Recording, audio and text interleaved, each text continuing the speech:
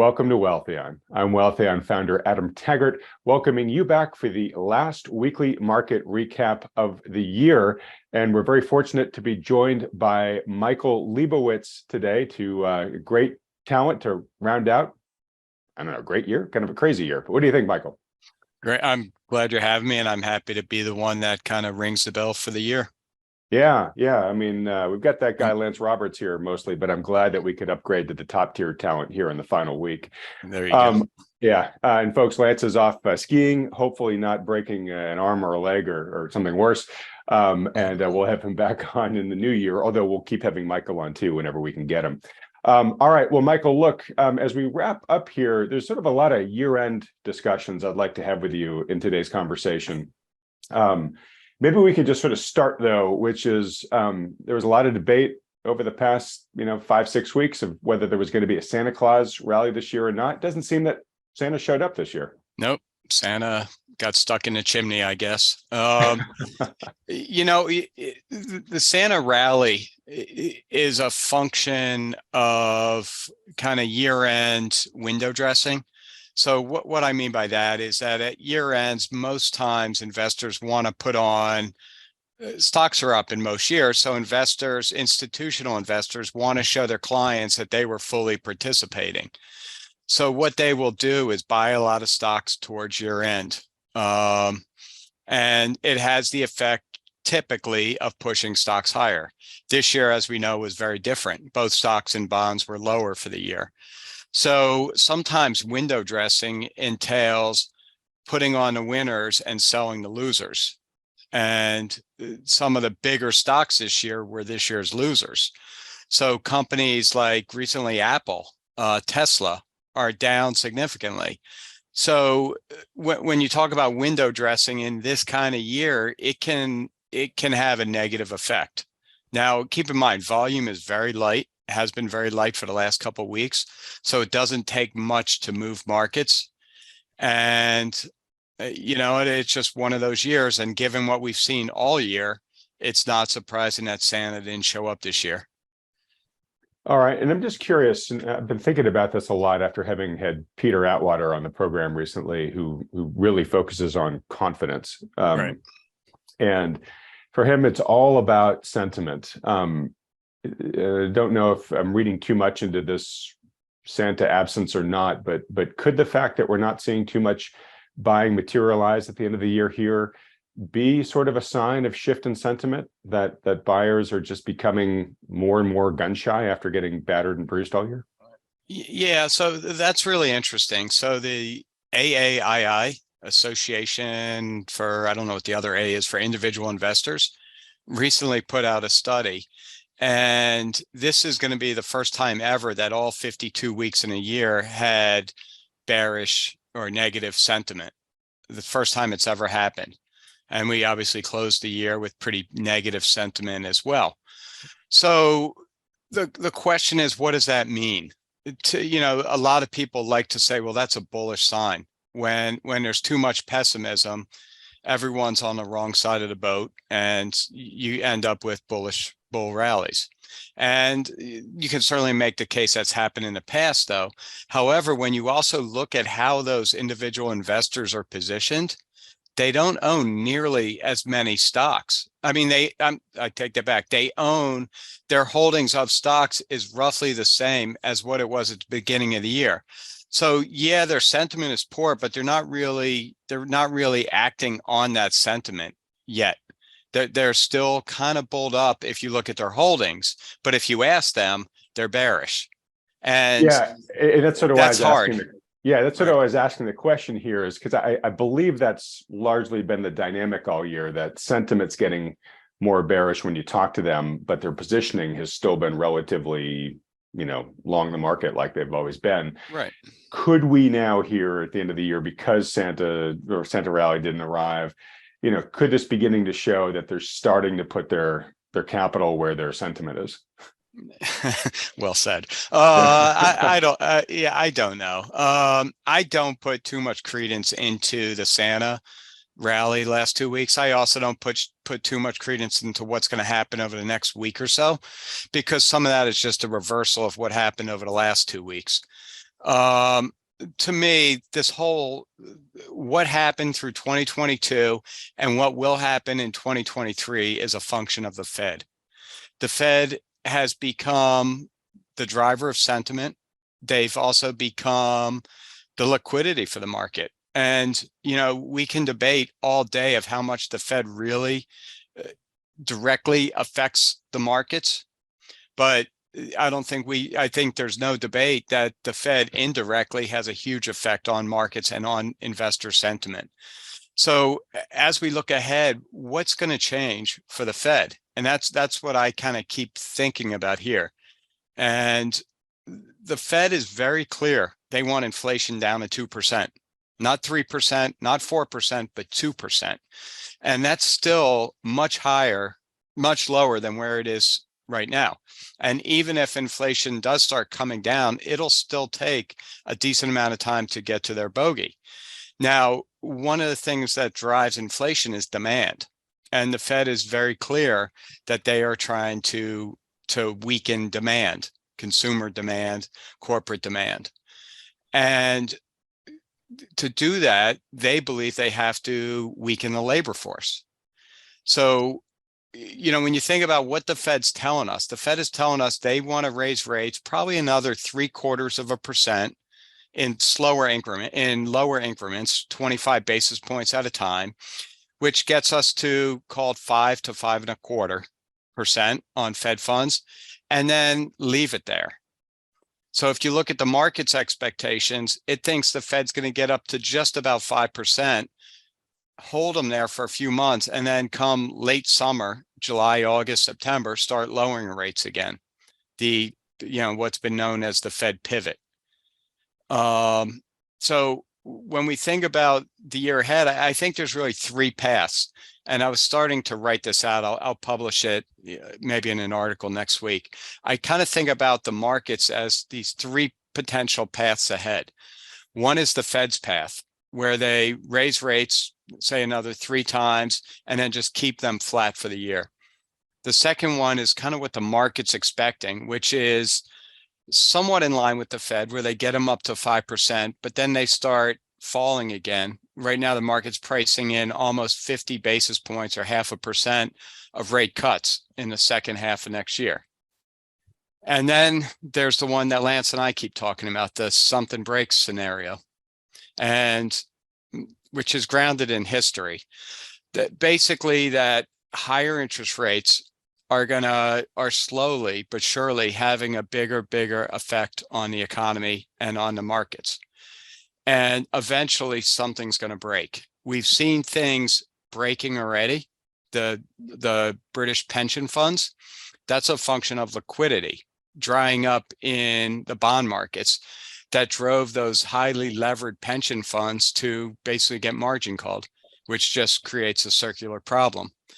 I think FTX is a function of liquidity. Liquidity dried up in crypto space. So it's like a liquidity creep. Liquidity is slowly being drained from the markets, and it's coming in from the most kind of extreme over-levered parts of the market, but it's just slowly working its way into the more levered, into the more popular.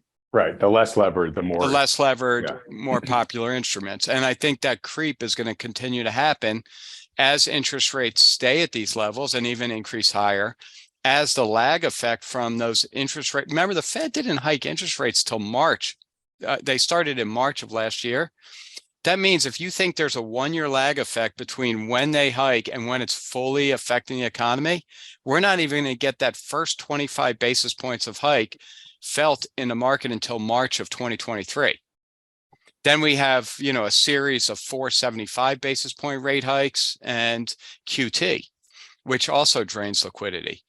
So I think the Fed has done a lot, but its effect, most of it has yet to affect the markets and affect the economy. And I think that's what we start feeling. And that's why I think the something breaks scenario is most likely. It's also kind of the way it's always worked. Yields pop up, the Fed hikes rates, the economy goes into a recession, and yields come down quickly. We see that with yield curves. they've been an excellent predictor of recessions, and yield curves are now the most inverted they've been, depending on which one you're looking at, but the more popular ones are the most inverted they've been since in like 40 years. And when yield curve inverts, so the yield on the shorter term bonds is higher than the yield on longer term bonds, they uninvert very quickly. It's almost like a V-shaped pattern. They invert and then they uninvert. So you get a pattern like this that you can see them uninverting by 200, 300, 400 basis points in a year or two. And that's what keeps me up at night. It's how does the yield curve uninvert if the Fed is saying they're going to keep everything, relatively stable. The market's kind of saying they're going to that they think everything's going to be hunky dory. That rates are basically going to stay up here. Maybe they'll come down a little bit. That earnings are going to rise another 8% next year. Everything's very, very Goldilocks-ish. But we know from history that yield curves don't uninvert in Goldilocks fashion, and they always uninvert. So, what's different this time, I guess, is what bothers Lance and I, because if nothing's different, we have something will break this year or next year. Okay. Great. Framework there. Love the three different pathways. Did a great job explaining what you're watching and what you're worried about. Rapid fire questions here for you. First off, going to push you here a little bit, just for entertainment value's sake. You've got the three paths. You said the something breaks you think is the most likely of the three. Mm-hmm. Give me percentages amongst the three different outcomes there. I think outcomes A and B, the Fed or the market, they're kind of in the same ballpark. Maybe 25% that everything goes right, 75% that something breaks. Now, it doesn't it doesn't have to be a 2008 breaking, but I think it does entail the Fed lowering rates quickly. Right, it's something that forces the Fed to reverse policy. Right. And how stocks react depends on how much further stocks are down before that happens. But traditionally, when curves uninvert, stocks don't hit their lows in cycles until the curve is already back to positive territory. Earnings do not hit their lows, their maximum drawdowns, until the yield curve is back into positive territory. But stock market, I actually posted this on Twitter today. Stock markets do not bottom until we're already in a recession. So, we're in a downward trend. We can debate all day whether it's a bear market or not. Lance doesn't think we are, but everyone else, including myself, does. So this downward trend or bear market, in theory, is not going to end until we're already in a recession. We just had a very strong quarter in the third quarter, and odds are we're going to get another 2 to 3% growth in the fourth quarter once the data comes out. All right. Well, one question I have here, Michael, is a yield curve can uninvert in one of two ways. Short-term yields can come down, mm-hmm. or long-term yields can go up, right? The long end of the curve can catch up to the short end. I believe you think it's going to be the former, because it sounds like you think what's more likely is something will break, the Fed will pivot policy and therefore start trying to cut rates. But I don't want to put words in your mouth. What do you think? I think that's right. We could certainly be wrong, but I also think that if it is the latter, where longer rates rise and catch up to smaller rates and go above them, that will also break something. This economy is driven on debt, and we've already seen the housing market collapse isn't the right word, but traffic has completely dried up. Prices are going down because mortgage rates got 7% to 8%. Well, what happens when they get to 10% or 9%? And that's and it's not just mortgages, it's auto loans, it's everything, corporate debt, credit card debt, government debt. So it'll just further break the economy if yields rise further, which would then force once again, the Fed to lower rates. It would crush the economy, which will crush inflation, which will then bring longer term rates down. So, exactly how the yield curve uninverts, I don't know. I know traditionally it uninverts because the Fed aggressively lowers rates and short-term rates fall much quicker than long-term rates. And you get this 200 to 400 basis points worth of uninversion in a year and a half. Okay, so let's see. So looking at your probabilities, I want to sort of finish out the Fed discussion here, but then the thing I wanted to talk about with you was sort of big drivers for 2023, and obviously Fed is probably at the top of that list, but there are a few others that could add either uncertainty or just sort of cross currents to the mix here. And I also eventually want to talk about bonds again, and everything we're talking about here that the Fed may or may not do, or what happens with the yield curves, that's going to very directly affect the prices of bonds going forward. So that's going to be really interesting. All right, here. So, but basically, most of the folks I've talked to on this program recently, not all of them, but most of them, the consensus is, I'm going to sort of call the Zulauf outlook, which is continued weakness through Q1, kind of a lot of the same playbook that we've seen so far. Rates marching up, maybe even the dollar starting to strengthen again, stocks and bonds maybe trailing down until such point that there is something that forces the Fed to pivot here. Felix, like you guys, thinks it's more probable that the Fed's going to be forced to reverse course as opposed to be able to get to 5 and then hang out for the foreseeable future. Right.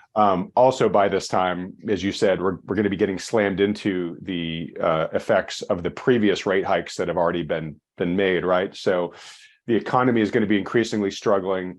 We are going to likely see an earnings recession in companies, which is going to put downward pressure on stock prices. It's basically going to create a recession, and many people are saying the Fed is making the recession worse than it would otherwise be by continuing to hike in the face of what we're all seeing here. I'm not guaranteeing this is all going to happen. I'm just saying this is what I sort of see when I look through the lens of guys like Felix and a lot of our other recent guests. And so they then think that Fed will pivot. There will be some assets that respond very quickly to the announcement of a pivot. Things like precious metals, dollar may start weakening really quickly. And also bonds, particularly U.S. Treasuries, will likely start rallying pretty hard in anticipation of lower rates in the future.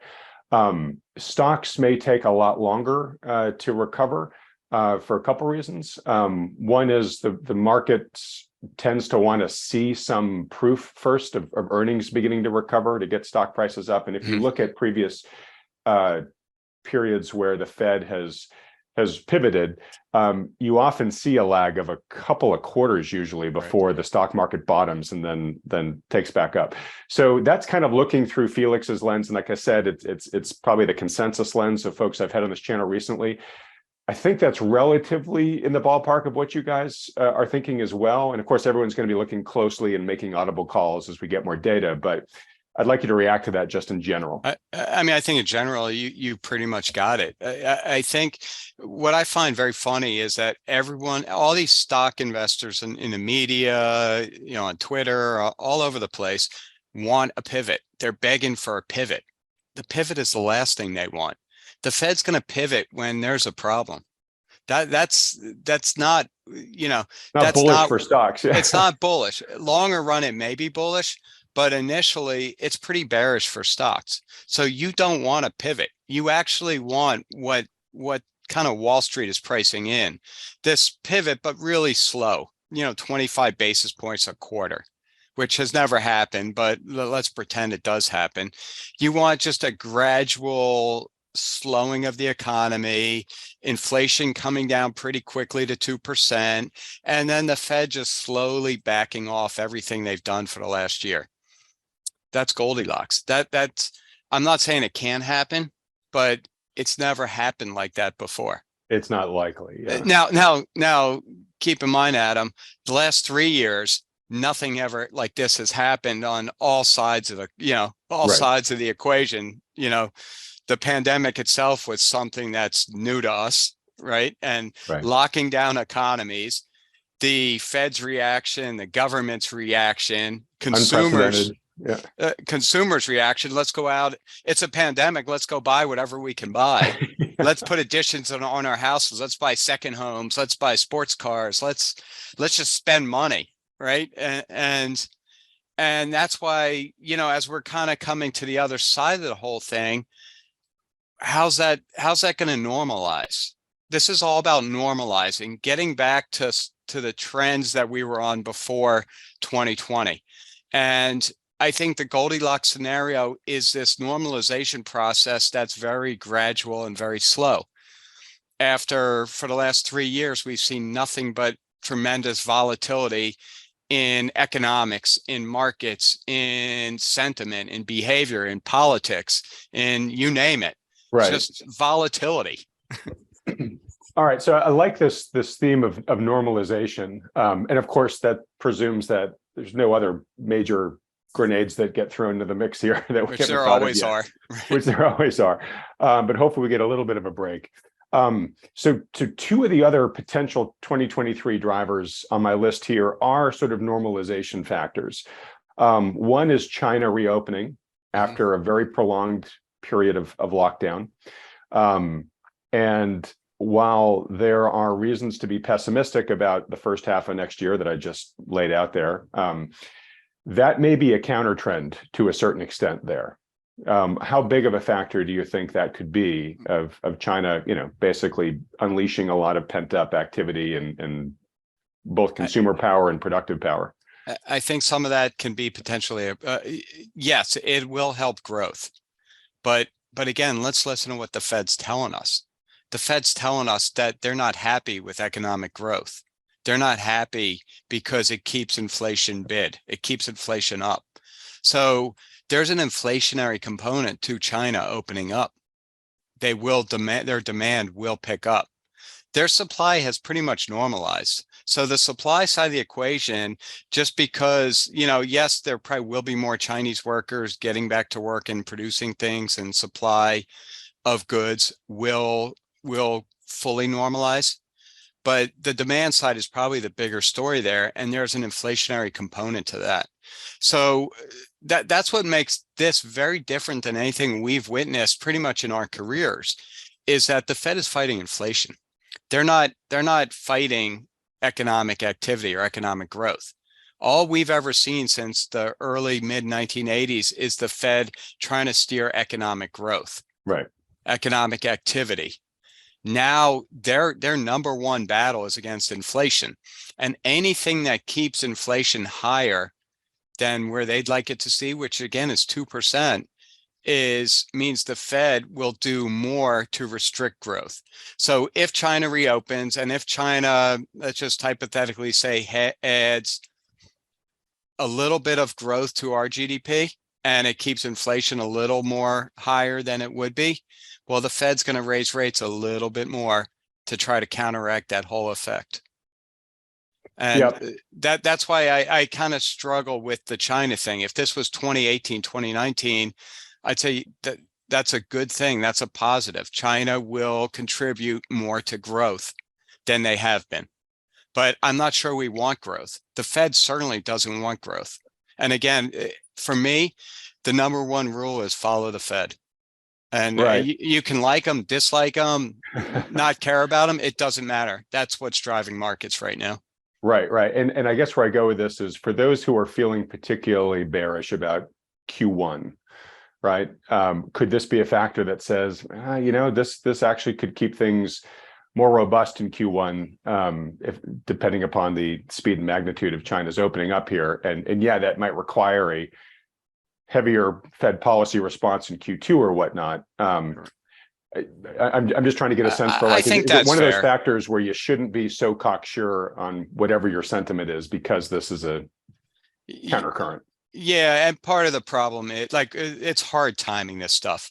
And part of the problem is that when the activity in China will start happening in January and February, by the time data is released, it takes a good few months. We're not going to know about what happened or have data behind it till April, May, June. Same with the US. we're not going to fully understand what happened, holiday Christmas season until February and March. Right. And sorry to interrupt, but what's interesting about that is you're right. And let's say there is an inflationary, addition to the inflation story from the China opening, and we don't get that data until June. Well, in certain scenarios, the Fed may already be into its pivot by then, right? If something had broken beforehand, right? Which would be really interesting, right? The Fed's already committed to reversing policy, and then all of a sudden it says, oh my gosh, China's actually really putting the accelerator on inflation here. But so now we're supporting it too.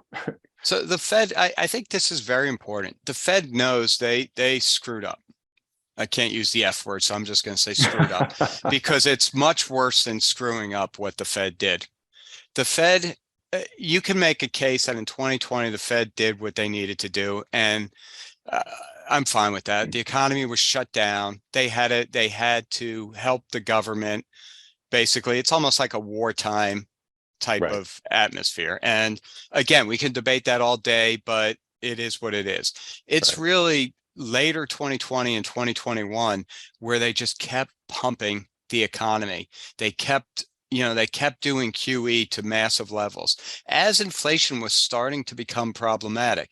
And that whole time they're saying, don't worry, it's transitory. There's nothing to fear. And next thing you know, inflation's at the highest levels in 40 years. Consumers are getting crushed because wages aren't keeping up with inflation. And, it's created a huge problem because, not entirely, but in somewhat large part, because the Fed kept pumping the economic engine through all of 2021 and didn't recognize inflation. It's funny, if you go back and look where the Fed, so every quarter the Fed puts out their summary of economic projections, and they talk about GDP and unemployment, and they put out their estimate for Fed funds as well. If you go back and look, they all thought Fed funds would be 1% or less, right where we are now at the end of 2022. Well, they're 4.25% right now. And headed higher.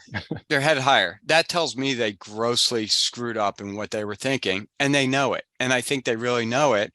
And they also are desperately trying to prevent a repeat of the 1970s where inflation kept coming back and coming back. So they want to not only squash inflation, but make sure it doesn't come back.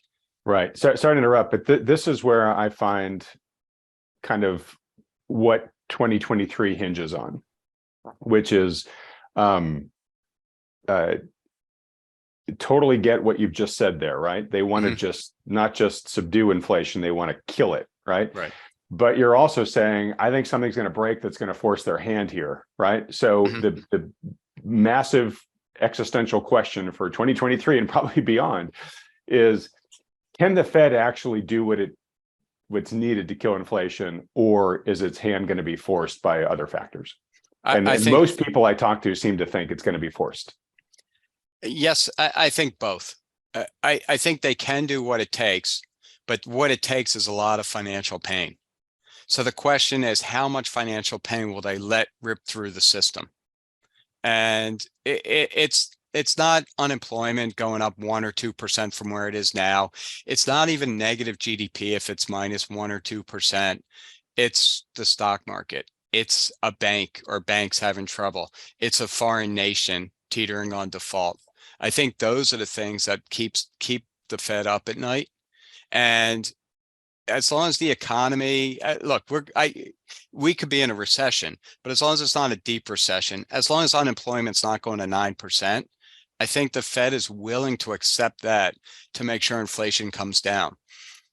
If the unemployment rate's at 9%, inflation is going to be 0 or negative. We're going to have deflation. So they will have accomplished their goal. If we're in a very deep recession, there will be no inflation. There's never been inflation after a recession, after a big recession. So it all kind of hinges on what does something breaking even mean? And it could mean some combination of all three of those things: a bad economy, high unemployment, and a bank failing, or a big company failing, or the stock market down another 40%. And I guess, Adam, it's hard to try to figure out what combination of those events ultimately pushes the Fed to say, you know what, we've done enough. We're Right. confident inflation has been slayed. Well, and Or, also, uh, even if their hand gets forced, right, and the Fed starts easing again, or at least cutting rates again, um, that doesn't mean that inflation is going to come roaring back, right? I mean, there's a lot of pent up impact that's still coming in the system from all the rate hikes that have been right, done. The global right, economy is slowing. We're going into recession. Other countries, worse off than we. And so the actual just sort of economic deceleration impulse that's coming may still be so great that even if the Fed goes back to easing, it still brings inflation eventually back down to the 2%. Because remember, right. and we can debate whether we believe the numbers or not, but for many, many years, the Fed was keeping rates at near zero and doing QE, and inflation was tame, at least as Right, measured by the CPI. right. Right. So a Fed pivot, again, and this is me sort of having to remind myself, doesn't necessarily mean inflation jumps right back up again. Right.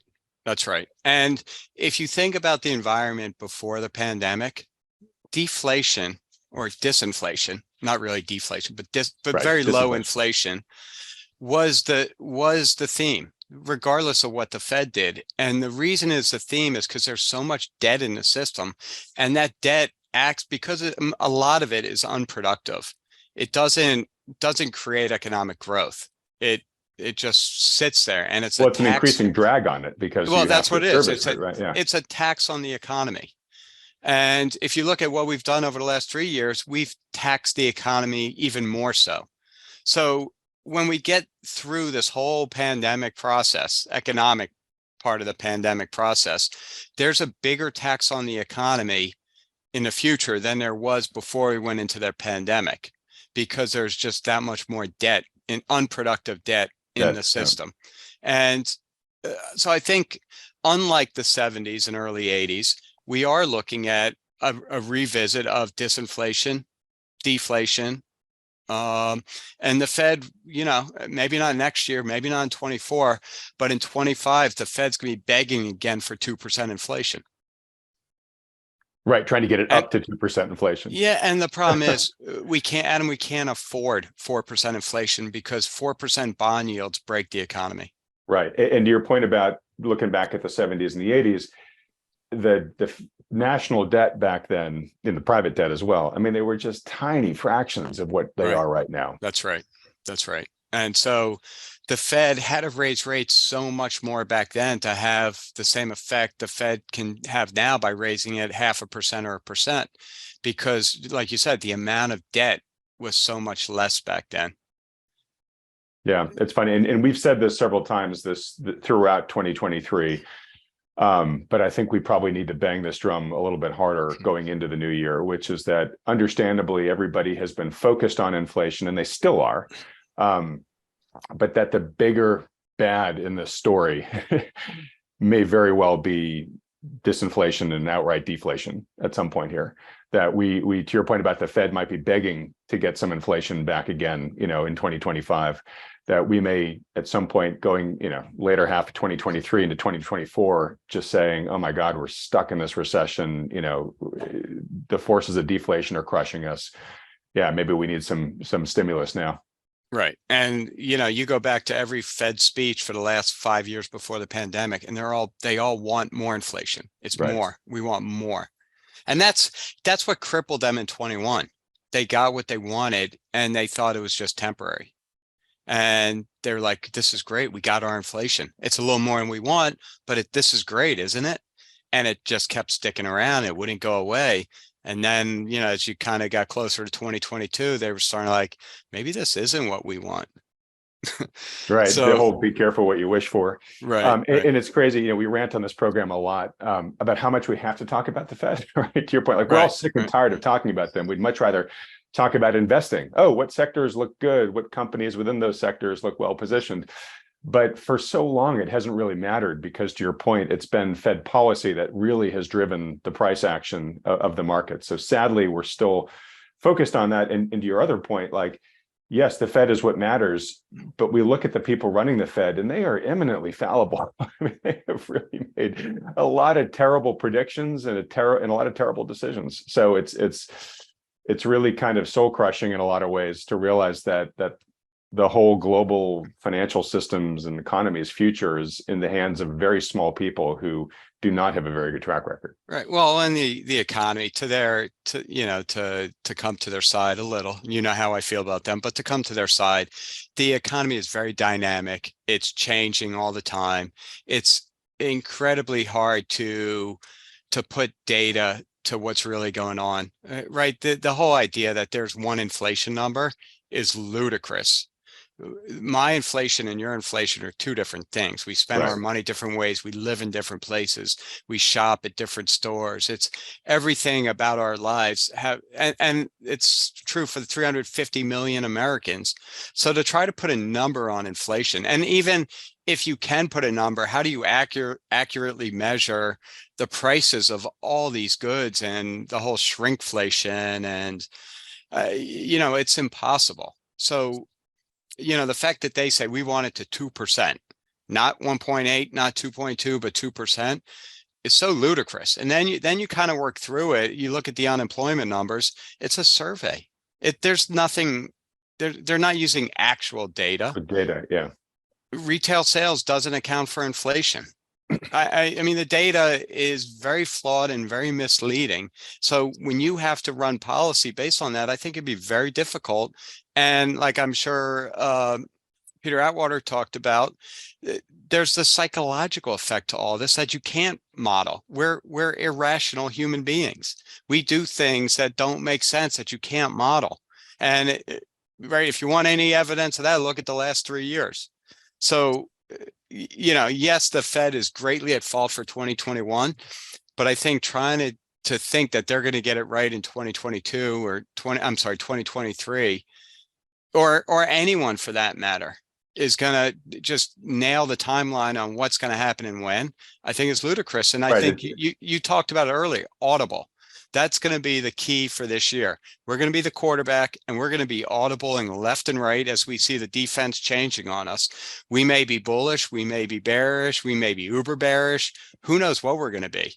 But my guess is whatever we think is going to happen next year, no matter what anyone thinks, it's going to come out very different.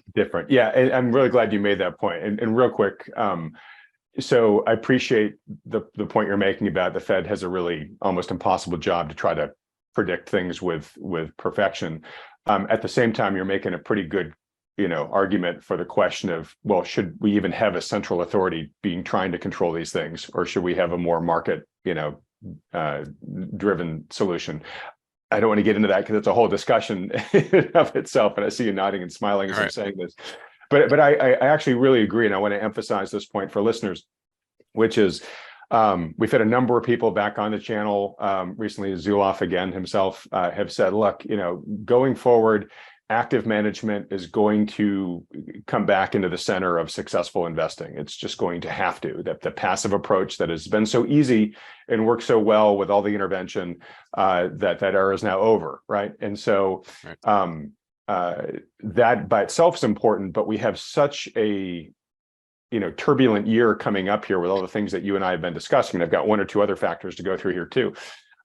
Is on the active side, we're going to have to be very nimble in reading what's happening and positioning, both in the short and long term. And so those audible calls are going to be really, really important. And again, that's one of the reasons why we have you and Lance on weekly here for that, Michael, is to give those audible calls as you see the data changing on the ground. So just for folks that watch this weekly market recap, probably talking my book a little bit here, but I think it's going to be even more important going into next year because of that audible factor. Yeah, I think that 2022 in a way was easier.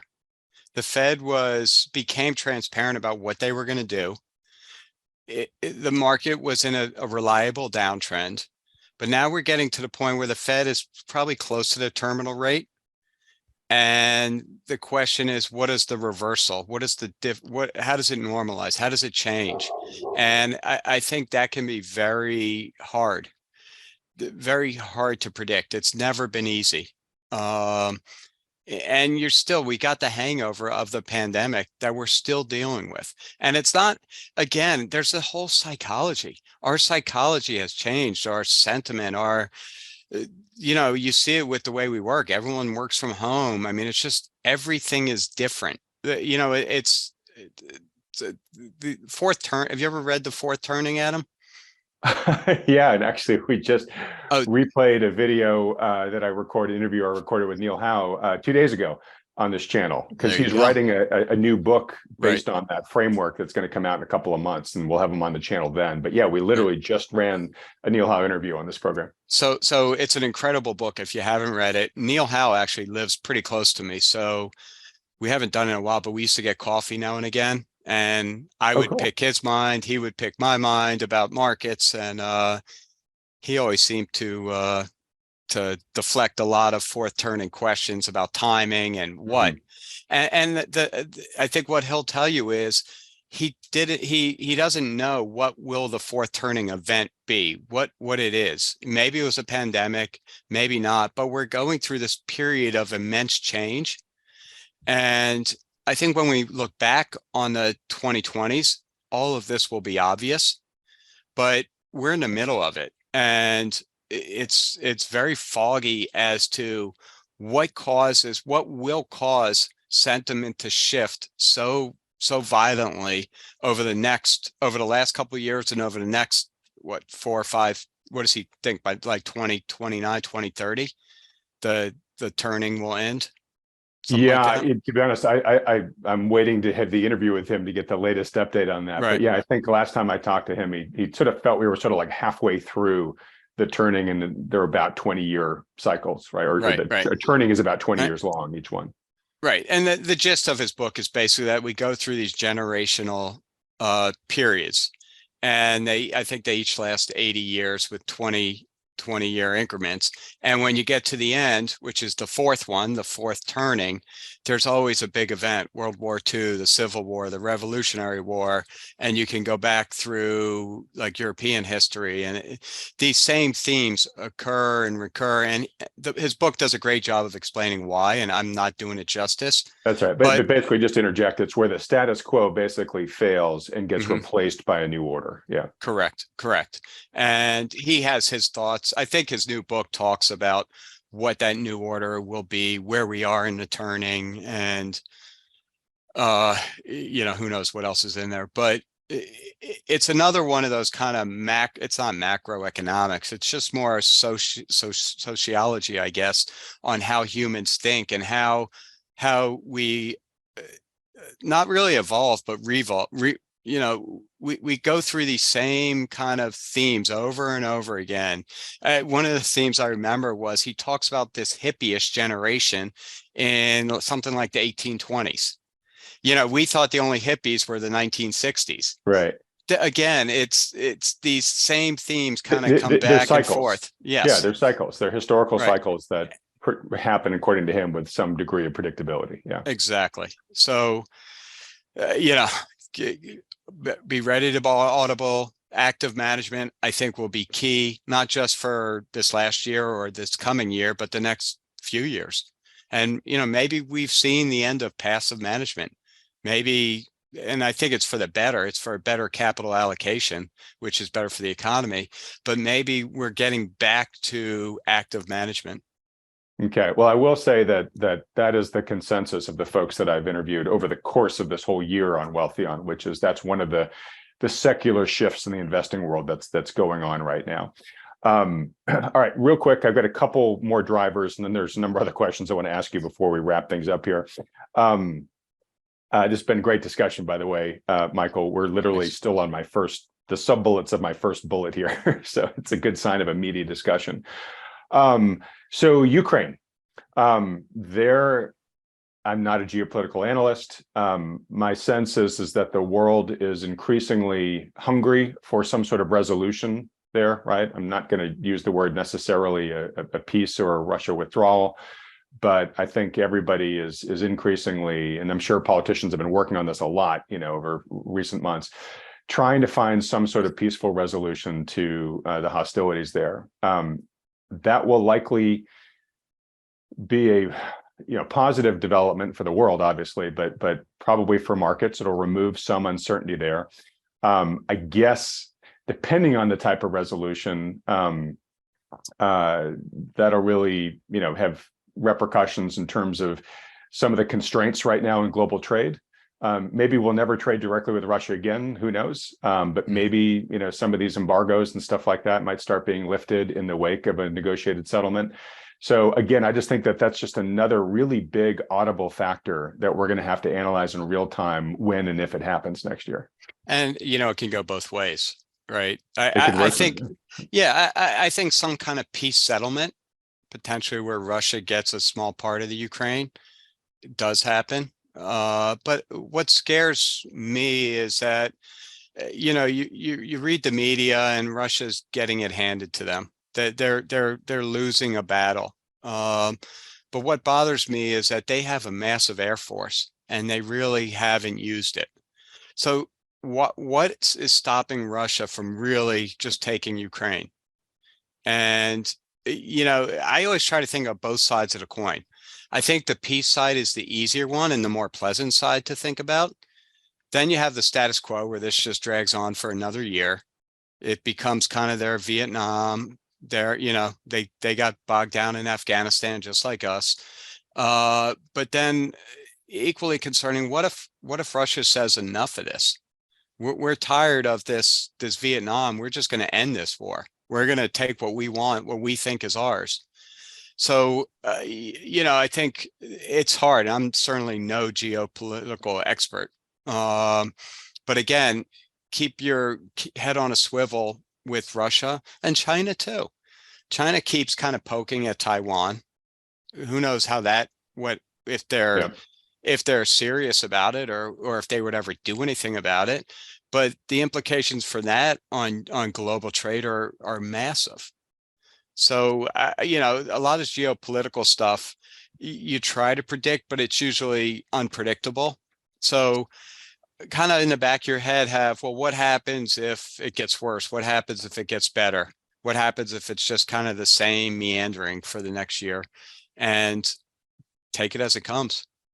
All right. And it's so interesting because what kind of kicked us off in this whole discussion was your point about 2023 hopefully being a year of normalization from these big distortive events that have happened. We can see a path towards increased normalization on some of the things we just talked about, Ukraine, China, et cetera, but we can also see potential for increased deformation if these things go south. Right. So I like your comment there about keeping our heads on a swivel and just having to really be revisiting this stuff, frequently throughout the year. All right, last point on kind of big drivers for 2023. I think this one is a lot more predictable than the other ones we've been talking about, but you tell me. But it does seem like we are going to be having, people use the term earnings recession, but at least we're going to see continued margin compression going into next year. And there's been a lot of talk about how earnings estimates for next year still haven't really been brought down to match the reality that we're seeing on the ground here these days. Right. So do you agree with that? Do you agree that that's probably one of the more higher probability developments we can bet on as investors? I do. I think it's a combination of margin compression and just lower revenue. Lower demand. Yeah. Lower just demand. Whole point about demand. Yeah. Right. I mean, the Fed Fed's wants fault. to crush demand. Yeah. And at the same time, you have consumers. If you look at what's happened to consumers, they've drawn down their savings to rates that are incredibly low, historically very low. And then they started increasing their credit card usage to very high levels. Both of those are unsustainable. You only have so much savings. You draw that down, you got no more savings. You get to debt saturation. Yeah, you just and can't you get to debt anymore. Saturation, right? And now add in higher interest rates for that debt. So one of my concerns is January, February, March, that we had one last hurrah in November, December. We bought everyone presents. We went out to dinner. We did all the things we always do during the holiday season, and that we're gonna completely pull back in January and February and March. And again, we won't know if that happened till April, May, June. But that has a potential to really slow earnings. push earnings lower. Wages are going up, which is going to put pressure on earnings. And it just, margins were already at record highs. It's hard to sustain those kind of Right. margins in this kind of inflationary environment. Yeah, and I'm sorry to interrupt. I can't remember who it is. I want to say it's a name like Jeremy Grantham, but I can't for certain attribute it to him. But there's a quote out there that says profit margins, like of all the data sets in finance, it's one of the most mean reverting data sets out there. Correct. I think that is him. Yeah. And they're very cyclical. They're not sustainable because they come at the expense of the public. Yeah. That's really where it's coming from. Okay. So for those that are, again, from an investing standpoint, that's a bearish development, right? And so we would expect to see further further continuation of the bear market. I'm trying to remember, are we finishing in a bear market yet in 2022, or are we still like less than 20% on the S&P? Well, you're asking me or Lance? Lance declares a bear market when we break the trend, the upward trend, and we're not there yet. We were down over 20%. We're probably right around 20% now, I'm guessing. Yes. It's a bear market. It's a downward trend. I don't care what you call it. It's a downward trend, and there's a million different opinions on it, but it doesn't matter. The elevator's going down. Okay, I'm going to ask you a question. I just put it on Twitter yesterday, just to mix things up at the end of the year. 3 questions. One is, do you think we will make new lows in the S&P next year versus what we've seen here in 2022? Yes. Okay. This is where it gets a little uncomfortable for you. Put a number and a timing on it, and I'm not going to hold you to this, but it's just a gut feel, right? I think we could get down below 3,000, 2,800, 2,600 even. Okay. And that's pretty substantial from the 3,800 where we're at right now. Correct. And I think that may be very late 2023 or even into 2024. Oh, so you see this more as like just a grind down for 2023, more or less? But a grind down like we've been grinding down. Not, there are going to be some nice rallies, some bad sell-offs, but I think at some point it starts to level off. You take out that volatility and it's just a grind that really starts hurting investors. And that forces that changes the investors' positioning. That's what finally gets the positioning to match their sentiment. Okay, so my third question was going to be, where you think the S&P is going to close at the end of next year, but you kind of gave us your answer, which is you think it kind of grinds down. Thank you for being bold to do that. I'm not going to hold you to those numbers, but it helps. Please don't. But again, I may come on in June and tell you I was dead wrong. We're going to 4,500, 5,000 because X, Y, Z, and A, B, and C. Yeah, that's why these audible weekly check-ins are going to be so important next year. Okay, so but that's a very equities focused question. I'm presuming, and I've been wanting to get this discussion to bonds, so let's trundle over into bonds now. I presume your outlook for bonds is different, and I'll let you. I won't cede your answer. I'll just let you answer it any way you like there. But maybe in your answer. Kind of talking about mean reversion, we've just had the worst year maybe ever on record for U.S. Treasuries. Mm-hmm. It was certainly one of them. And Lance has said, a number of times on this channel, like when that happens, when you look at the data set, in most cases, you see positive performance the year after. Of course, no guarantees and whatnot, but take that factor into consideration in your answer here on where you think bonds may head next year. I think they're going lower. The question is how much, how far, and when. And sorry, when you say they're going lower, bond yields. Bond yields are going lower. So bond prices up, yields down. Yeah, but again, as in a trend, bond yields may go higher. They may go a little bit higher than where they were a few months ago. But the trend is lower. And at the end of the day, it's a function of how much inflation is there and what kind of economic activity is driving inflation. I think we're going to be in a recession at some point next year. I think inflation will come down pretty sharply. So if interest rates are 4%, 4.5%, 5%, and inflation is back down to 2%, 3%, real yields, so the difference between yields and inflation, is very positive. That is a tax on the economy. Real yields have been flat to negative for the better part of the last 10 years. Right. As the Fed, and that's to promote growth. So again, this is another tax on the economy that the economy can't handle, given that it's debt driven. So it's kind of a self-fulfilling prophecy that higher yields create lower yields. The question is when. Now, that's kind of the easy part of bonds. The harder part is the supply side. So, we may get all of the economics, the Fed, inflation right, but if there's 10 zillion bonds coming to the market, it doesn't matter about any of that. It's what price does it take for people to absorb that demand? Yeah. So I think one thing that potentially helps on the supply side is that Congress is split. So the odds of massive fiscal spending are certainly reduced than if one house held sway over Congress and the executive branch. But the other part of the supply problem is the Fed. They are reducing their balance sheet. Effectively, they're not selling bonds, but effectively those bonds are going back to the market. Right. They're maturing, but the Treasury has to reissue debt. So what matures gets reissued to the public away from the Fed. So that's an additional, call it 95 billion of supply a month. And foreign nations are selling Treasury debt. Japan's been selling Treasury debt. They're our largest debt holder. China's been selling Treasury debt. They're our second largest debt holder. So you have the foreign supply too. So this is a more traditional supply demand question on bonds, is who will buy bonds? And I go back to the real yields.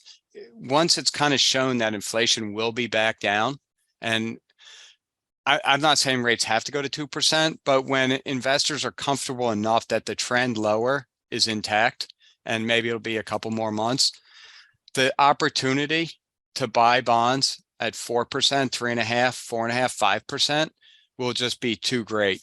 And, if we would have had a discussion 4 years ago, Adam, I'll take your money. I'm going to put it in I'm going to guarantee you 4.5% for the next 5-10 years. You want it? You would have jumped on it. A lot of people. Infinite demand for that back then. Yeah. Right. Well, those trends back then are the same trends that are going through now. We just had these massive distortions because of the pandemic. So when we fully get out of this whole distortion phase, those trends exist. There's a reason that inflation was so low, that economic growth has been slowing down for 30 years. And the opportunity to own risk-free debt, or even risk debt, so credit, corporate bonds, good corporate names where you can earn an additional 0.5% or 1.5%, I think will just make a lot of sense, especially not just to me and you and other people listening, but to pension funds, endowment funds, massive institutions that will love the certainty of those kind of real yields. Right, and there's a carrot and stick side to this that are both pro bonds, right? Which is, to your point, when the world wakes up and says, hey, you know what, yields are now, the trend in yields is now downwards. Mm-hmm. There's the carrot of, all right, well, let me lock that in now, right? Let me buy today and lock in these rates going forward before they go lower, right? Right. But if what is driving the trend moving downward is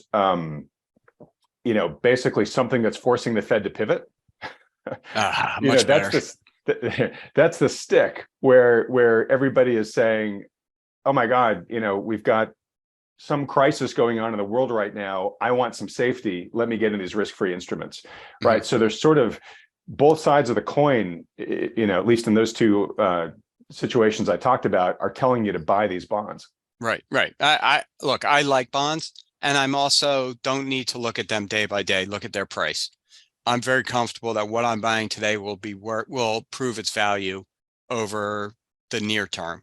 near term, I don't mean a week or month, but over the next few years, I think I'll be very happy that I bought these bonds. Yeah. So just two things, maybe three things. One is It's always three things. going back to Lance to give you something to react to. He and others I've talked to, but certainly Lance, I will repeatedly check in with him on this, but he has said this is potentially the best bond buying environment, at least for U.S. Treasuries, that he's seen in his lifetime, just in terms of how the conditions are lining up here. I know you're not Lance. I know that Lance is can be big and bold sometimes in his statement. But how do you feel about the current opportunity set as you see it right now with bonds? I don't know about our lifetimes, because last I checked, Lance was alive in the 80s when he could have bought a treasury bond for 18%. That would work its way down to 2%. So I don't think it's anywhere near the magnitude of what we saw 40 years ago. But again, it's real yield. How much purchasing power are you gaining or losing? And for the most part, bond investors have been losing purchasing power by buying bonds for the last 10, 20 years. This is the first time in that period where you can gain decent purchasing power. So if you buy a bond that earns 4%, inflation's 2%, you're actually earning money. You're earning the ability to buy more than you would have. Power. Yeah. Exactly. And so I think when you look at it on that scale, and if let's just go back to those trends, you draw that the 30-year graph of bond yields, and it's just going down. And there's a reason it's going down. It's going down with economic growth. It's going down with inflation. And again, the other side of this distortion, those trends are actually even more intact than they were before. There's more debt. There's less productive debt. There's, demographics have only gotten worse over the last few years. And so when you look at the deviation of yields from the trend line, and I think this is what Lance is looking at too, the deviation is about as great as we've seen it. Yeah. And I think that's where Lance's enthusiasm is coming from, which is, if we get to the point where yields start coming down again, he sees potential, nothing's guaranteed, but he sees potential for the movement of those yields from a percentage basis to be pretty substantial over a short period of time, which the longer you go out, on the yield curve, the appreciation potential can be really big. So I think that's what he was looking at is, hey, you're getting paid finally something decent to be in these things. They are risk-free, and they have this nice sort of call option potential that could get exercised or affected in a relatively short period of time if things develop the way that we think they could. Right. So I've got a question. Quite a few times I've gotten this question. I think this will help your listeners. The question is, well, how much price appreciation should I expect from a bond if yields fall? And it's actually a very simple math equation. It's called bond duration. And bond duration is essentially its maturity. So if you're looking at a 10-year bond, the duration is approximately 10 years. It's not quite 10 years, but it's close enough to 10 years. So what that duration means is that the price will move 10% for every 1% change in yields. So if you think yields are going to drop 1%, a 10-year bond should increase by 10% in price. A 30-year bond should increase by almost 30% in price. A 2-year bond will increase 2% in price. So that helps you respect what can happen with prices.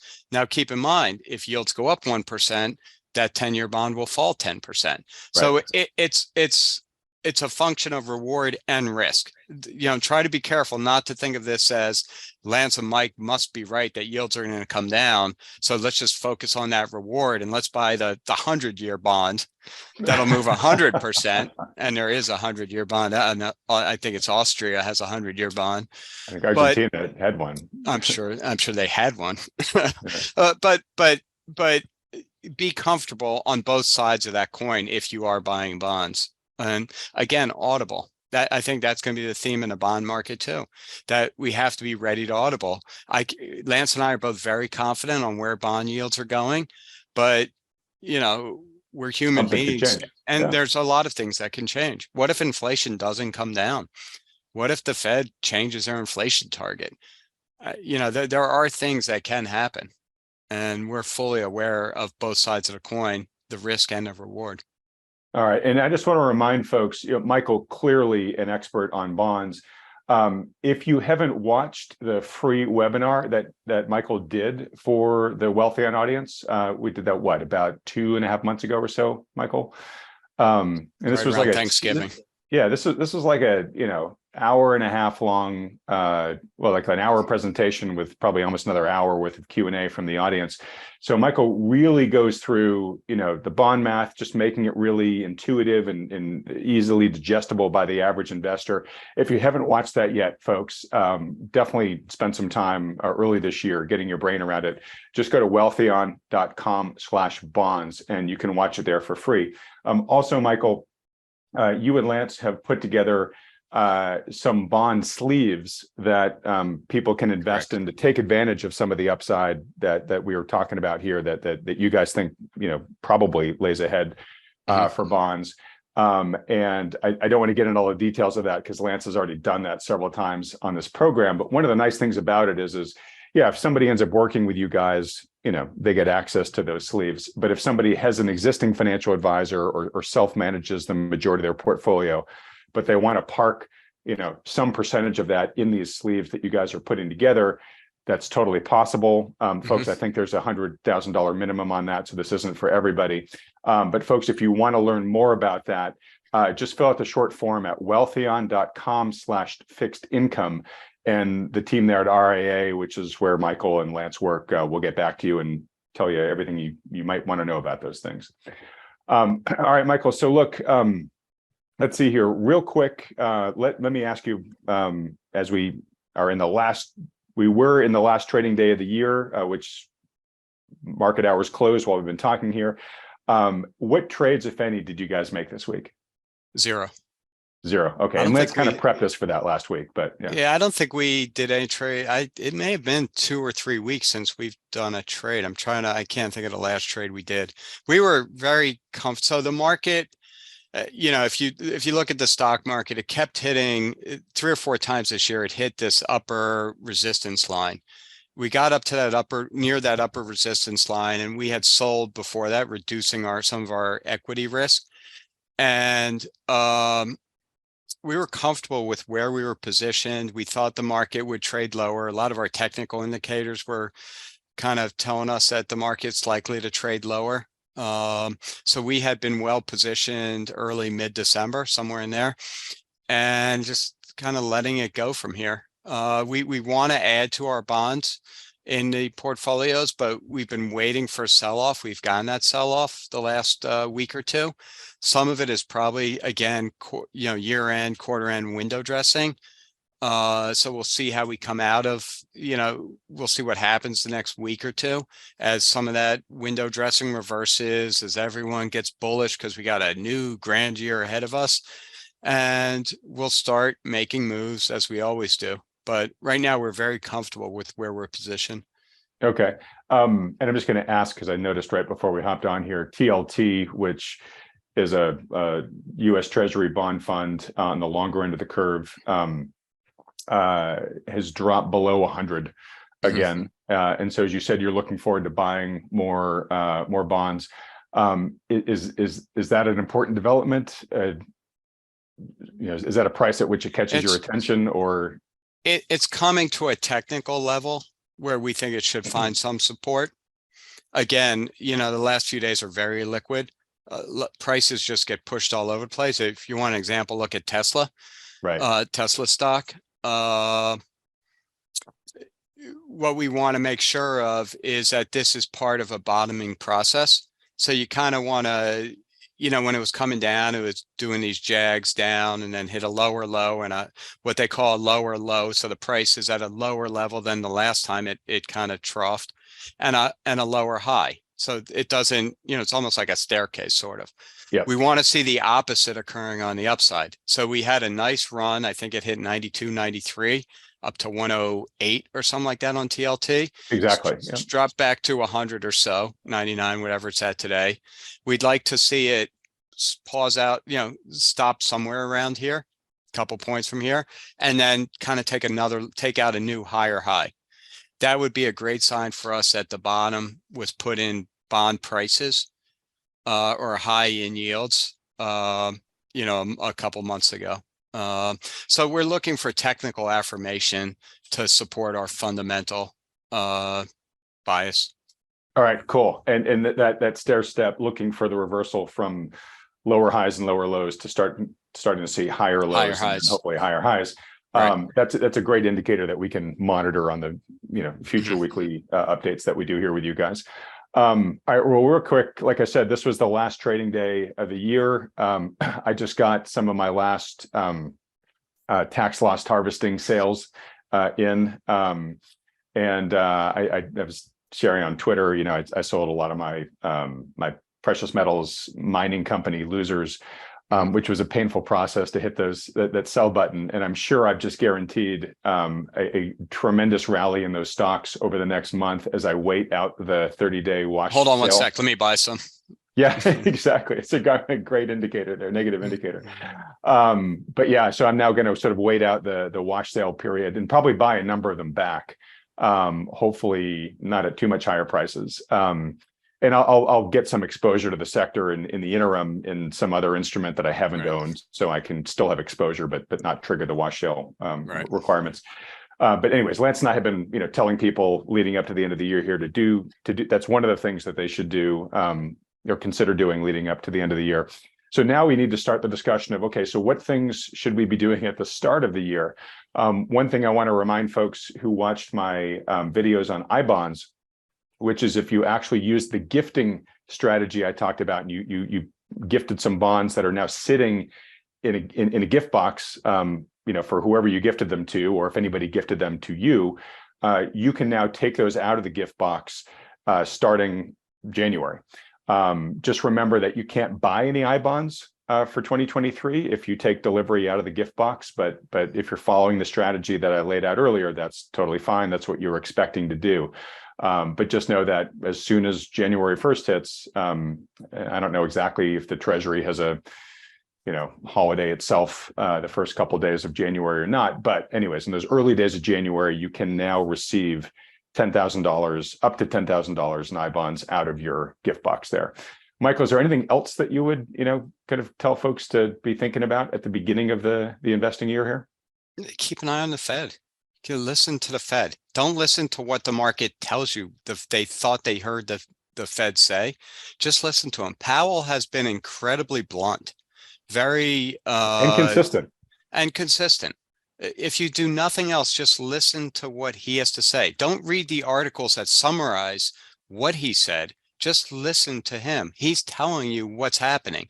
He has been very honest about what's happened for the last 6 to 9 months, about what he wants. He told us that financial stability, that financial the means of I'm drawing a blank on the word I'm looking for, but basically that stocks, bonds, and asset prices in general are what kind of help create inflation. He's telling you he wants stock prices down. He in my mind, there's never been a Fed president that's been that blunt, chairman that's been that blunt about what he wants. So just continue to listen. He's telling you he wants a higher unemployment rate. If he can't come out and say, I want more people fired, but he is telling you things that the press really doesn't want to latch onto. So, and sorry to interrupt, but he has been saying that. I've been saying since the summer, that the translation of his words are, I am declaring war on the jobs market. Absolutely. So do yourself a favor and just when he speaks, listen to the speech, read the transcript. That after that, go ahead and read the Wall Street Journal or Yahoo Finance or Twitter, or whoever's in what we think about it, what Adam thinks about it. But he's being incredibly honest, and take advantage of that, because that's not usually the case. And my theme last year was follow the Fed. My theme this year is follow the Fed. The Fed is an incredibly important player for asset prices, stocks, bonds, real estate, you name it. So we're going to just continue to follow the Fed here. But there's nothing that's jumping out at me that that that we're going to do. We're going to come in on January 3rd or whatever that first trading day is and say, we got to buy, we got to sell. There's just, I'd be shocked if we make a trade on day 1 or 2. Okay. I could be wrong though. I'm just asking you to paint with a broad brush here. Let's say some other people did what I did, which is they sold for tax loss harvesting, and they're now sitting on some cash. Mm-hmm. Would you have any general advice to them? Either like, hey, this is a good time to just sort of sit in cash because we want to see how things play out, or is it I'd start a dollar cost averaging program, or given today's condition, is there any particular thing you would say about someone who's all of a sudden sitting on some new cash? So to help guide us, we use a lot of technical indicators. And we have our broad macro themes and follow the Fed, and that kind of points to a downward market. But think about it as a downward market in a broad channel. And within that channel, it's cycling, hitting the top, hitting the bottom, back and forth. And you can draw it out and you can see it. So, and there's a bunch of indicators that tell us if it's oversold, overbought. And we're kind of sitting there at fair value now. We're not near the top. We're not near the bottom of that downward channel. Some of our indicators are saying that we're starting to become oversold. Some are saying that we're at fair value. So, on the margin, it's probably, if you own no stocks, probably a good time to dip your toe in the water a little bit. If you sold all your bonds, I would make sure I have some position in bonds, because they could rally pretty strongly come the new year, potentially. Now, we're not going to buy bonds on January 3rd because we already have a decent position of bonds. But if we had no position in bonds, we would probably be on January 3rd buying bonds. But we are already comfortable. We're already comfortable with the position we have. And look, if we're wrong and bonds just shoot out of the gate in price, that's fine, because we already have a big position. You have exposure. Yeah, I got it. But you want some exposure to it, is kind of where I'm going. Yeah. And I'd put some words in your mouth. Feel free to correct them. But on the equity side of things, I guess I'd hear you say, don't be in a massive rush to redeploy all of that because of the downward channel. And that's right. And that's what we're doing. When a new client comes on board with cash, we're very, very slow with the equity side of the investments. Okay. And so you're, I think, leaping to a good recommendation there, which is, on this channel, I always recommend that the vast majority of people watching, unless they are highly experienced managing their own money, work with a professional financial advisor, especially given the type of tumultuous year ahead that it sounds like you and I both think are coming. And so rather than just try to figure it all out on your own, leverage the expertise of a good financial advisor. Right. All right. Well, look, in wrapping up here, we don't have a ton of time for it, unfortunately, just because we had such a great conversation already. But Lance and I tend to end these recaps with what we like to call rants. They're not always a rant. Sometimes we're actually really, shining a spotlight on something we think is really good. But right before we hopped on here, I noticed that you had just recently published a really interesting article called "Capital Neglect is Killing Capitalism." And this kind of continues a theme that Lance and I have touched upon a lot recently. So I wanted to give you a couple minutes here, Michael, just to sort of summarize for people whatever key points you'd like them to take away from this article. Yeah, so that's been my soapbox for the last 5, 6, 7 years, and probably even longer than that. And I kind of write versions of this article maybe once a year, because I think it's such an important topic. And basically all it is that a country has its capital, its resources, and its labor. And the wealth of the nation is essentially on how productive or how efficient you can use the resources and labor. And there's many, many things that drive that efficiency, or what's called productivity. And there are books written on this, and there are books written on just various components that drive productivity. the purpose of this article is kind of talk about the Fed's role in driving productivity. And one of the keys to capitalism is the cost of money, interest rates. And when the market doesn't set interest rates, when they're hampered by the Fed, both upward or downward, mainly downward, as we've seen for the last, 20 years, they were lower than they would have been in a free market. It affects the allocation of capital. And when rates are too low, it creates basically misallocated capital that tends to go towards speculative purposes and not towards investment. Right. Malinvestment. Malinvestment. And to kind of think about it at an extreme level, malinvestment is buying a boat. It's fun, it's great, it's nice to have, but it's not going to make you any money. Investment is doing work on the house so that you can sell it and ultimately make more money where you can pay off the debt. The boat's not going to pay off any of the debt that you took to buy the boat. Doing work on the house will help pay off that debt and maybe even make you money. So if the economy was productive, if productivity growth was growing, we could see high levels of debt, but the economy growing faster than the debt. And we've seen the opposite. We've seen debt growing much faster than the economy. And that tells you that the debts, that's why I keep saying, I've sprinkled it a couple times, unproductive debt. That's what unproductive debt is. And that's why it's a tax. When you buy the boat, you're stuck making those payments, and that's money that can't go towards something else. When you do the work on the house, and this may not be a great example, you can rent it for more, pay off your debt, and have extra money to buy other stuff. So it's essentially a rant, and it's why capitalism, we're still in capitalism. I'm not saying we're a socialist country or any of that, but we're not making the most out of our capital, out of our resources and labor.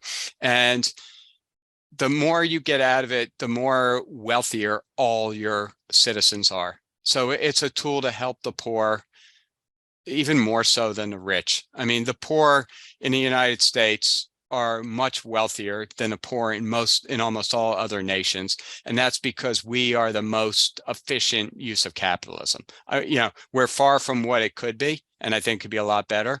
But the more you promote capitalism, the more you're helping the poor, you're helping wealth inequality. You're just getting the most out of the economic system. And again, the Fed is just one small part of capitalism. There's government, there's demographics, there's behavioral issues. There's a million other things that drive that productivity number.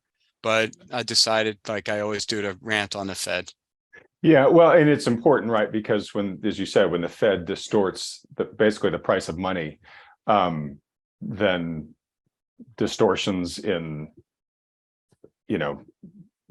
the prudent allocation of capital occur, right? Exactly. We get bad policy leads to bad investment decisions, or bad allocation of our resource decisions. So that's there. I sort of see them as like the headwaters, but like you said, there's a ton of other factors that go in there. But of course, when you get to things like inequality, right? Fed policy, and certainly we've seen this over the past couple of decades, is a huge accelerant of that when the Fed gets as fully interventionist as it's been, right? Exactly. Because when the Fed pulls a lever for stimulus or whatnot, it rewards. The rewards of that go to a much smaller group of people instantly, and basically the masses get holding the bag. Or in a lot of cases, we get like the inflation that we've seen, the price inflation that we've seen, they get destroyed, cost of living, and they're not getting any of the benefits of the jump in financial assets because they don't own any. That's right. Those that can speculate do well when the Fed's being accommodative, and those that can speculate are not that big a percentage of the population. Right, they're not, and I like to throw this stat out a lot. I don't like to throw it out. I just throw it out a lot because it's true, which is that roughly 10% of the population or households owns 90% of the financial wealth in this country. Right, it's a very small amount, and within that 10%, it's incredibly distorted too. It's the top 0.1% that owns like the vast majority of it all.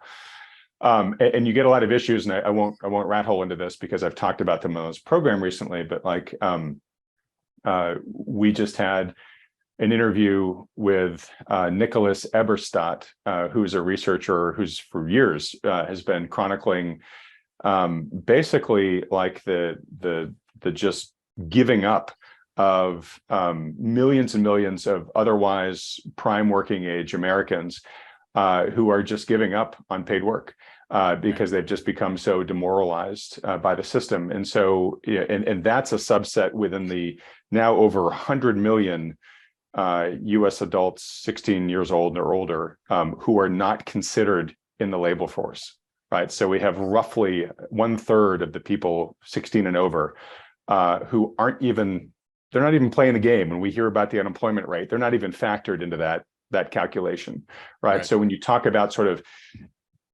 when you look at this from sort of a national standpoint of, are we putting our resources to their best and highest use? We have a massive amount of our resources that are just lying fallow right now. That's right. Yeah. It's and sad. so what's sad, and when the reasons for that is because they are losing faith so badly in the system that they would just prefer to give up, right? Like giving up is not a path to a rich and fulfilled life, right? They're essentially giving up the dream, the American dream, right? Mm-hmm. But they've gotten to the point where that is preferable than engaging in the current system itself. And that really bodes very poorly for the national prospects. And it also has it has a much broader effect than just that one person. You know, again, the more productive, more efficient you can use your resources, labor being a key resource, the wealthier everyone can be. So right. it's not just the one kid. Go to everybody. Right. It's not that one 28-year-old living in his parents' basement. He's, you know, it's not driving his parents crazy. It's really affecting everyone. Yeah, and you and I, and then we'll wrap up here with some, you know, less depressing topics. But you've got kids. I've got kids. Got a daughter about to graduate college next year, home for the holidays.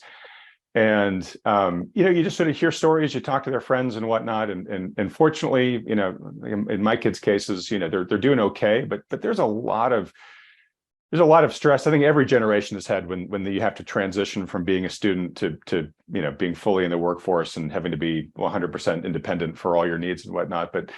But there is a real malaise in this society, or I'll call it a real anxiety that I think is higher than it's been, certainly that I remember when I graduated. But where they just really feel like the system is stacked against them. It doesn't feel so much of like, oh, you know, I don't know if I have what it takes to succeed in the system and become really successful. It's more, I don't trust that if I just, you know, break my back trying to, you know, climb the ladder, that it's going to work for me anymore. There definitely seems to be you know, a sense that the promise of the system is broken for a lot of these people. Yeah, I think that's right. I get that impression from, I have a kid that graduated college a year ago. I get that impression from him. And I've been talking to some of his friends that have been coming around, and some of them, you know, have good jobs. Some are, you know, just kicking it around.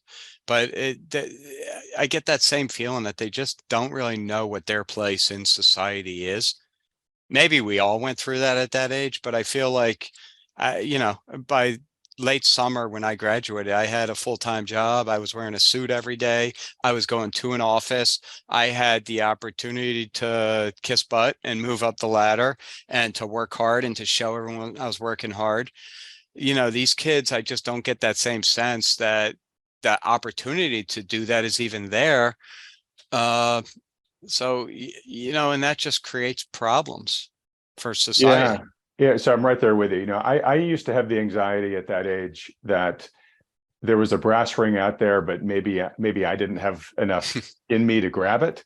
Right. Now I think that they don't think there's a brass ring out there. Right. And that's the issue. And look, there's all sorts of other cultural things. And, you know, these younger generations, they've got some issues that they have to overcome themselves.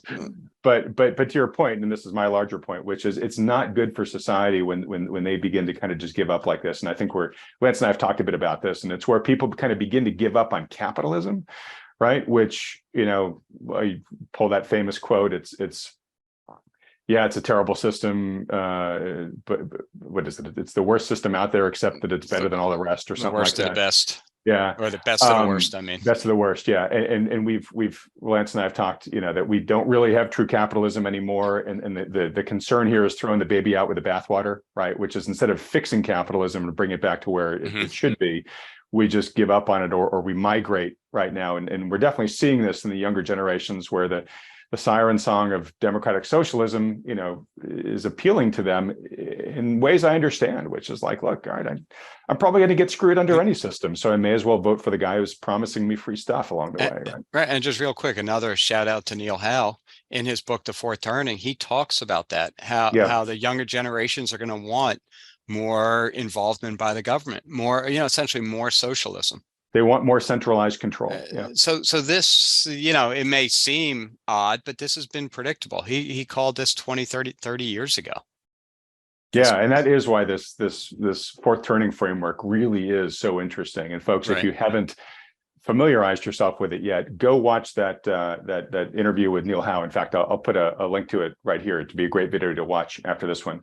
All right. Well, Michael, look, this has been yet another wonderful discussion with you. We need to send Lance off to the slopes more often to have you back on the channel in 2023. Really do looking forward to having you back on for the audibles that you and I have talked about. Hopefully we'll maybe do a few more deep dives on some key investing topics that the audience says they're really interested in. But I want to thank you for a great discussion. I want to wish you and all the guys there at Real Investment Advisors a really happy new year. We've been incredibly pleased with this relationship that we started with you guys right at the beginning of 2022. So perfect timing. Yeah, first week of 2022, Lance and I did the first one of these recaps. So this is our 52nd one, and I think they've gone really well. But I want to thank you, and again, the whole team there, for coming on board the whole Wealthion train and being such great contributors to it. And thank you for having us. And I want to wish you, your family, and all the listeners a very happy, healthy New Year. Great, thanks. And actually, to my question, folks, about what are things, some things people could do at the beginning of 2023. If you do not currently have a good financial advisor who takes into account all of the macro issues that Michael and I talked about here, I cannot emphasize enough my recommendation that you seek one out and that you work under their tutelage. If you've got a good one or know of a good one, great, stick with them, work with them. But if you don't, or you'd like a second opinion by one who does, perhaps even Michael and Lance and their team there at RIA, well, then go talk to one of the ones that Wealthion endorses. These are free consultations. They don't cost you anything. There's no commitment to work with these guys. They're just public services that these guys offer to help people, again, make more prudent decisions for the type of turbulent future they see ahead. So to set up one of those consultations only takes you a couple seconds. Just go to wealthion.com. And if you enjoy these weekly market recaps and are looking forward to seeing a lot more of them in 2023, please do us a favor and support this channel by hitting the like button and then clicking on the red subscribe button below, as well as that little bell icon right next to it. Michael, want to thank you so much once again. Everybody else, thanks so much for watching, and have a great New Year's.